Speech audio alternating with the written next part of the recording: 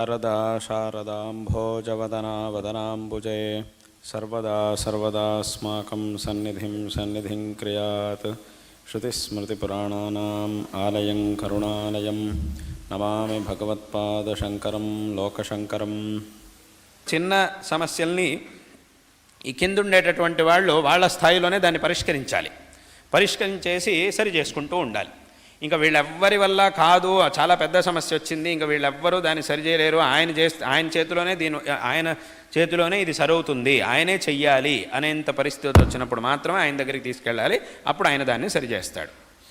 అదేవిధంగా ఈ ధర్మాన్ని ఉద్ధరించడం అనేది ఇంకెవ్వరి వల్ల సాధ్యం కాదు అనేటటువంటి పరిస్థితి వచ్చినప్పుడు మాత్రమే భగవంతుడు అవతరిస్తాడు.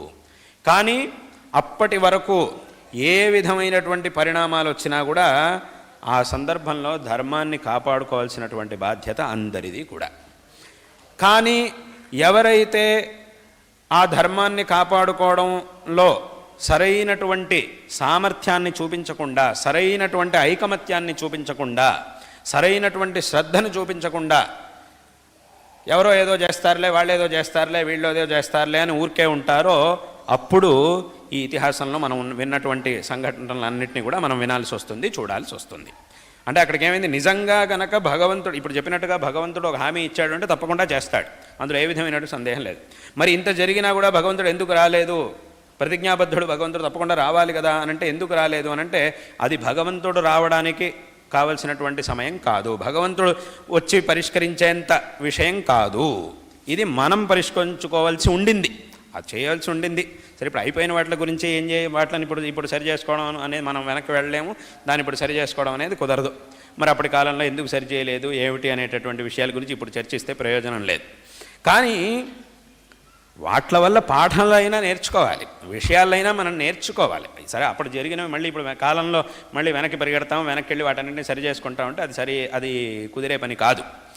కానీ కనీసం ఆ జరిగినటువంటి విషయాల వల్ల మనం కొన్ని విషయాలైనా నేర్చుకోవచ్చుగా, కొన్ని పాఠాలనైనా మనం నేర్చుకోవచ్చు. ఏం చేసి ఉండాల్సింది, ఏం చేయాల్సింది అనేటటువంటి విషయాన్నైనా మనం తెలుసుకోవచ్చుగా, తెలుసుకోవడానికి అవకాశం ఉంది. తెలుసుకొని భవిష్యత్తుని, ఒక మంచి భవిష్యత్తులో ఇటువంటి సంఘటనలు రాకుండా జరగకుండా జాగ్రత్త పడుతూ ఈ ధర్మాన్ని సంరక్షించుకోవడానికి, నడుం బిగించడానికి కావలసినటువంటి విషయాల్ని మనం నేర్చుకోవచ్చు. దానికి ఒక అవకాశం ఉన్నది. కాబట్టి అక్కడికి ఏమైంది అనంటే ఈ జరిగినటువంటి విషయాలన్నిటిల్లోనూ ముఖ్యమైనటువంటిది ఏమిటి అనంటే మన యొక్క వైఫల్యం. ఈ ధర్మాన్ని అవలంబిస్తూ ఉన్నటువంటి వాళ్ళు ఎవరైతే ఉన్నారో వాళ్ళు శ్రద్ధగా ఉండకపోవడం, ఒక సమైక్యతతో, ఒక ఐకమత్యంతో ఉండకపోవడం, సరే వాడి దారి వేరు వీడి దారి వేరు అనేటటువంటి భావనలతో ఉండడం, ఇలా ఉండడం వల్ల ఇలాంటి సంఘటనలన్నింటినీ కూడా మనం చూడవలసి వచ్చింది అనే చెప్పాలి. ఎందుకు అనంటే ఇప్పుడు చెప్పినట్టుగా నిజంగా భగవంతుడే అవతరించేంత దారుణమైనటువంటి పరిస్థితి వస్తే భగవంతుడు రాకుండా ఎందుకుంటాడు? కాదు, భగవంతుడు చెప్పాడు కానీ రాలేదండి అంతే అని అనడానికి అవుతుంది. అలా అంటే ఆయన భగవంతుడు ఎందుకు అవుతాడు? హామీ ఇచ్చాడండి కానీ రాలేదంతే, ఆ సమయానికి ఆయన మర్చిపోయాడనో అథవా ఎవడెళ్తాడులే అనుకుని ఊరికే కూర్చున్నాడనో అని అంటామా? అలా ఎందుకంటే అలా ఎలా అంటాం? ఏదో సామాన్య మనిషి అయితే అలా అనొచ్చు. కానీ భగవంతుడు రాలేదు అనంటే దాని అర్థం ఏమిటి? ఆ బాధ్యత మనది, దాన్ని సరిగ్గా చేసుండుంటే. ఇక్కడ ఇంకో విషయం కూడా ఉంది. ఎన్నో క్షేత్రాల్లో ఇలాంటి విషయాల్లో కూడా ఉదాహరణలు ఉన్నాయి. ఏమిటి? చాలా క్షేత్రాల్లో మనం ఇప్పుడు ఇవాళ రోజున చాలా క్షేత్రాల్లో మనం ఇలాంటి ఉదాహరణలు కూడా ఉన్నాయి. ఏమిటి అంటే మనం సంరక్షించుకున్నటువంటి ఉదాహరణలు కూడా ఉన్నాయి. ఎవరెవరో ఆక్రమణ చేయడానికి వచ్చినప్పుడు అందరూ కూడా, జనాలందరూ కూడా, అందరూ సమస్త ధర్మ అనుయాయులు అందరూ కూడా ఒక ఐకమత్యంతో ఉండి ఆ వచ్చినటువంటి వాడిని ఓడించి పంపించి ఆయా క్షేత్రాలని, ఆయా ఆలయాల్ని కాపాడుకున్నటువంటి సంఘటనలు కూడా ఎన్నో ఉన్నాయి. ఆ వచ్చినటువంటి వాడు అమ్మో ఇక్కడ ఏం చేయడం కష్టం, దీన్ని ధ్వంసం చేయడం కష్టం, వీళ్ళని ఓడించడం కష్టం అని భయపడిపోయి మళ్ళీ పారిపోయినటువంటి ఉదాహరణలు ఎన్నో ఉన్నాయి.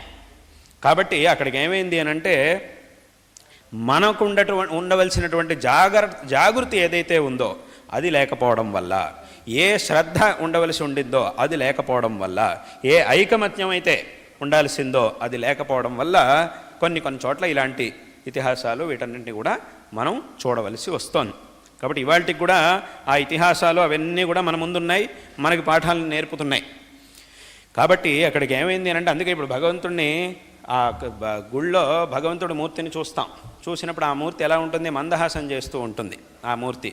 ఏం జరిగినా కూడా మూర్తి అలాగే మందహాసం చేస్తూ ఉంటుంది. అది చూసినప్పుడు నాకు అనిపిస్తుంది ఏమిటి అని అంటే, ఆ భగవంతుడు అలా మందహాసం చేయటం కాదు, మనల్ని చూసి నవ్వుతున్నాడు. మీ బుద్ధి తెచ్చుకోండిరా ఇప్పుడైనా, ఏమిటి నేను ఇంత కష్టపడినా ఇన్ని అవతారాలు చేసి ఈ ధర్మాన్ని ఉద్ధరించి మీకు ఇస్తే మీరు దాన్ని సరిగ్గా కాపాడుకోకుండా ఇలా ఇష్టం వచ్చినట్టు వదిలేస్తూ శ్రద్ధని కోల్పోయి ఈ కామక్రోధాదులకు అధీనులైపోయి ఈ ధర్మాన్ని మీద శ్రద్ధని కోల్పోతూ ఇలా వదిలేస్తున్నారే, మీకు బుద్ధి లేదా? సరే బుద్ధి లేదు కాబట్టి మీ దీన్ని మీరే వదిలేస్తున్నారు, సరే పోండి అనుభవించండి అని దేవుడు మనల్ని చూసి నవ్వుతున్నాడేమో అని నాకు అనిపిస్తూ ఉంటుంది. అలా అనిపిస్తూ ఉంటుంది. కాబట్టి నిజంగా మనం తెలుసుకోవాల్సింది ఇది.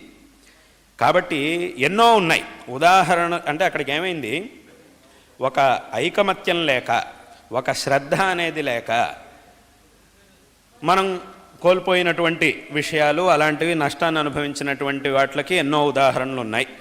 కానీ ఎంతో శ్రద్ధతో, ఎంతో ధైర్యంతో, ఎంతో పరాక్రమంతో మనం కాపాడుకున్నటువంటి వాటికి కూడా ఎన్నో ఉదాహరణలు ఉన్నాయి. అన్నిటికీ కూడా ఉదాహరణలు ఉన్నాయి. అంటే కాపాడుకోవడానికి అవకాశం ఉండి అశ్రద్ధతో కాపాడుకోకుండా ఉండిపోయాము అనే దానికి కూడా ఎన్నో ఉదాహరణలు ఉన్నాయి. చక్కటి శ్రద్ధతో పరాక్రమంతో కాపాడుకున్నటువంటివి కూడా ఎన్నో ఉన్నాయి.